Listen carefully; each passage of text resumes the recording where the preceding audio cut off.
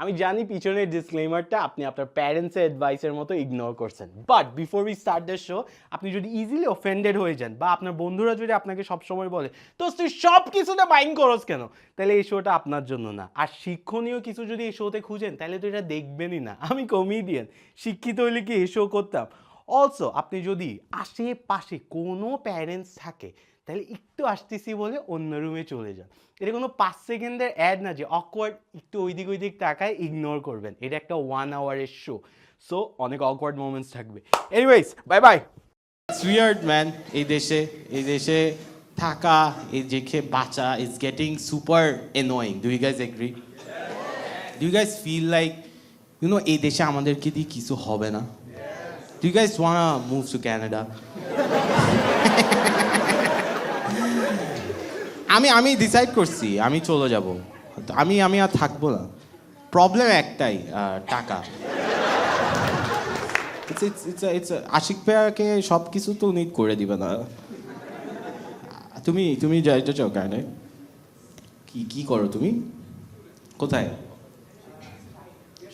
হবে না, বাদ দাও। ইংলিশ মিডিয়াম হইলে বুঝতাম যে না অনেক টাকা। তোমার বাপ শুরুতেই বলছে এক্সপেকটেশন লো রাখতে। আমাদেরকে পড়াইছে হচ্ছে ইংলিশ মিডিয়াম স্কুলে, বাট সস্তা। আমার প্রবলেম হয়ে গেছে, আমি যখন ইংলিশ মিডিয়াম স্কুলে আমাদের নিয়ম ছিল যে সবাই এভরিওয়ান স্পিক ইন ইংলিশ, যেখানে লিখা থাকতো স্পিক ইন ইংলিশ, ওইটার নিচে আমরা বাংলায় কথা বলতাম। আর আমার খারাপ লাগতো এইসব যখন বলতো, যখন এই স্পিক ইন ইংলিশ এইসব বলতো, পিটি টিচারগুলোর খারাপ লাগতো, পিটি টিচারগুলো, বিকজ ওরা তো শিখে আসে নাই, ওরা তো খেলছে শুধু। এখন আমার মনে আছে, এখন আমরা একবার এরকম বসে আছি, হঠাৎ করে পিটি টিচার দেখছে জানলা খোলা, গরম হয়ে গেছে, এই close the window, air force is coming.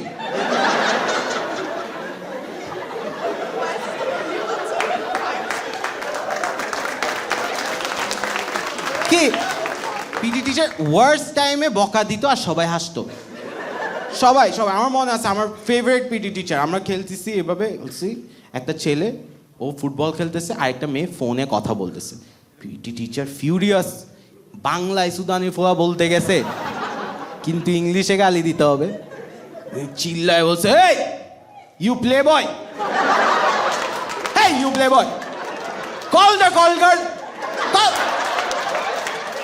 Like sir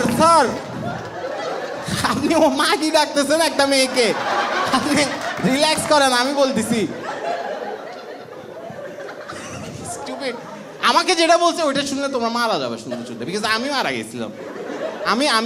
আমি কেন জানি সাদদের খুবই স্টুপিড র্যান্ডম জিনিস বেয়াদবি মনে হয়, ঠিক এভাবে বসে আছে, এটা বেয়াদবি। আমি একদিন এভাবে হেঁটে যাচ্ছি, আমি এভাবে করে আমার স্কুলে এভাবে করে চাবি ঘুরে যাচ্ছি, পিটি টিচার আসছে, আবার মাথায় আসছে সুদানি ফোলা বলবে, বাট ইংলিশে বলছে, হ্যাঁ ইউ জি স্যার, পুট কি ডাউন। ওকে স্যার, ওকে যেটা বলেন স্যার সব শুনবো স্যার, সব শুনবো, জাস্ট ইংলিশ বললেন না স্যার। সাত গায়ে ভাষায় গালি দিয়ে দিচ্ছেন। But this is it. আমি চাইছিলাম একটা অডিটোরিয়াম শো করবো, আমি চাইছিলাম, মানে at this point in my life I know I'm fulfilled, I know I've done it, and that's what I thought until one day I get a call. And আমি তো এখন famous, right? So I get random কলস from this agencies. হ্যাঁ, so একদিন আমি দাঁড়ায় আছি, আমার কাছে একটা কল আসছে, ফোন রিংস, আমাকে ফোন দিয়ে বলে, ভাই আপনি কোথায়? Like what? আপনি কোথায়? আপনার আজকে সোনারগাঁও হোটেলে আসতে হবে। লাইক হোটেলে? সে ভাই আমি আমিন, ওটা সালমান মুক্তাদির।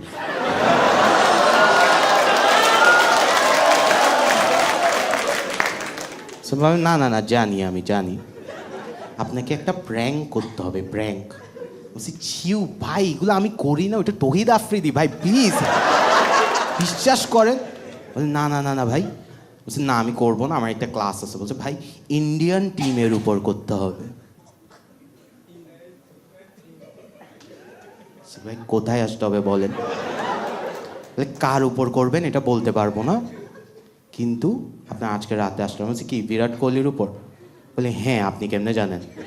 বলছে না আমি শুধু ওর নামই জানি।